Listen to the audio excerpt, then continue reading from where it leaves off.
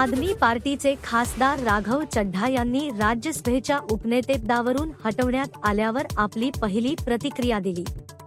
त्यांनी सोशल मीडियावर व्हिडिओद्वारे सांगितले, माझा आवाज दाबला गेला, पण मी पराभूत झालो नाही। हा सर्वसामान्य माणसाला संदेश आहे।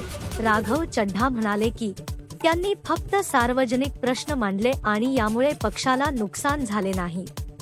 त्यांनी इशारा दिला की ज्यांनी त्यांचा आवाज दाबला त्यांच्यावर ते वादळासारखे कारवाई करतील।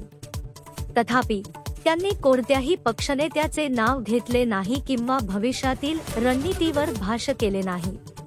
दरम्यान आपचे राष्ट्रीय प्रवक्ते अनुराग ढांडा म्हणाले की चड्ढा सभागृहात पक्षाच्या ठरावाचे पालन करता इतर मुद्दे मांडत असतात। पंजाबचे मुख्यमंत्री भगवंत मान यांनी सांगितले की पक्षाच्या भूमिकेच्या विरोधात गेलेल्या सदस्यांवर कारवाई होते।